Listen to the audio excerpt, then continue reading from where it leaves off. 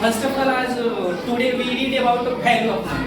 Value of money का मतलब होता है पैसा का महत्व। वैल्यू ऑफ मनी मतलब पैसा का महत्व। सबसे पहले हम इस पार्ट के जो इम्पोर्टेंट वर्ड है उसको देखते हैं। पहला है इनवेरिएबली। पहला क्या है? इनवेरिएबली का मतलब होता है सर्वदा। क्या होता है? यानी हमेशा। सर्वदा मतलब हमेशा। दूसरा है रिचुअल। क्या है? रिचुअल। रिचुअल मतलब होता है संस्कार। क्या होता है? संस्कार। जैसे हम लोग के हर जो रिलीजन है उसका अलग अलग संस्कार है, अलग अलग फेस्टिवल है। जैसे हम लोग का होली हो गया, मुस्लिम लोग का ईद हो गया, वैसे ही हर धर्म का अपना स्पेशल रिचुअल होता है। तीसरा है कन्वर्सेशन। क्या है? कन्वर्सेशन मतलब बातचीत। कन्वर्सेशन मतलब बातचीत। चौथा है टेम्पटेशन। क्या है? टेम्पटेशन मतलब प्रलोभन। टेम्पटेशन मतलब जैसे किसी से हमें कुछ काम लेना होता है तो उसको कुछ गिफ्ट देने का या कुछ उसको पैसा देने का क्या करते हैं? प्रलोभन देते हैं। क्या करते हैं? चौथा है सिम्ड। क्या है? सिम्ड मतलब मालूम पड़ना। सिम्ड मतलब मालूम करना। उसके बाद सिम के बाद है इम्ब्रास। क्या है? इम्ब्रास मतलब गले मिलना। इम्ब्रास मतलब गले मिलना। उसके बाद है सीर। क्या है? सीर मतलब असली या पारदर्शी। सीर मतलब उसके बाद है फाइनेंशियल। क्या है? फाइनेंशियल मतलब वित्तीय। फाइनेंशियल मतलब हाँ। तो हम इस चैप्टर के सारांश जानते हैं कि इस चैप्टर की कहानी है आपका कि 4 बच्चे हैं। एक परिवार है जिसमें 4 बच्चे हैं। उसमें रौनिक है, सारा है, मुरली है और मोहित है। कौन कौन है? रौनिक, सारा, मुरली और मोहन। उस फैमिली में नियम है कि फैमिली प्रत्येक फैमिली के मेंबर कहीं किसी दूसरे टाउन में और उसके जो एक अंकल है अमेरिका में रहते हैं। वे लोग धार्मिक त्योहार यानी होली पर इकट्ठा होते हैं। होली पर उसमें नियम है कि छोटे बच्चे बड़े बच्चे जो बड़े पेरेंट्स हैं उनके पैर छुएंगे तो बड़े पेरेंट्स उनको पैसा देंगे। क्या देंगे? पैसा देंगे। तो ये 4 बच्चों को पैसा मिलता है। तो कुछ बच्चे क्या करते हैं कि अपने पैसे का गलत प्रयोग करते हैं। एक बार बहुत से चॉकलेट खरीद कर खा लेते हैं या कोई सामान मार्केट में खरीद कर उसका डिसयूज कर देते हैं।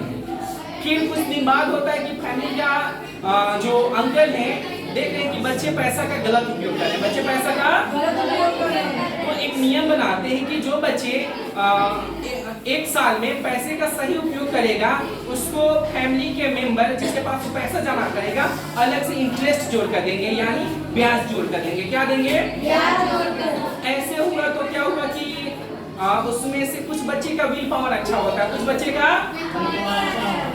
तो उसमें कंडीशन था कि ब्याज जोड़ के देंगे। लेकिन अगर बीच में मन करता है कि आप अपना पैसा लेकर बीच बीच में यूज करना चाहते हैं तो ले सकते हैं। तो उसमें से क्या होता है कि रौनिक और सारा अपना पैसा लेकर उसका डिस्ट्रॉय कर देते हैं यानी चॉकलेट, मिठाई और अनेक चीज खरीद कर खा जाते हैं।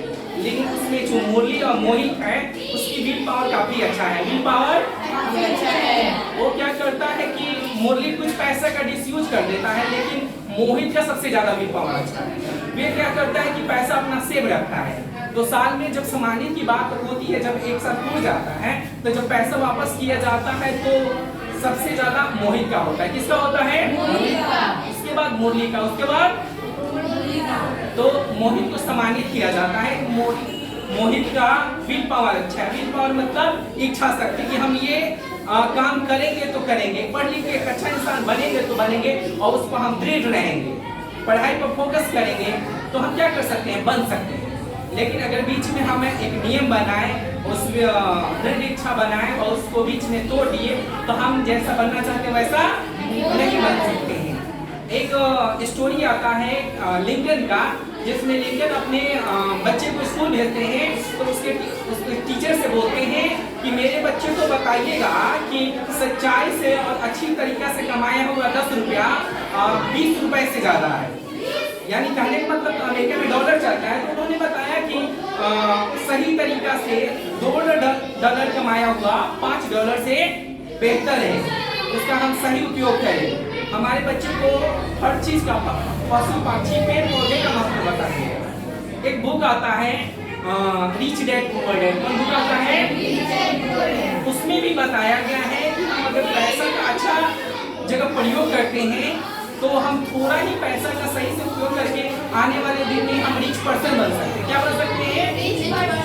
लेकिन अगर हम पैसा का सही तरीके से उपयोग नहीं करते हैं तो आने वाले दिन में हम डिस्ट्रॉय करने के पैसा की वजह से हम गरीब बन सकते हैं। क्या बन सकते हैं? उसमें जो रिच डैड है वे पैसा का अपना उपयोग सही तरीके से करते हैं। क्या करते हैं?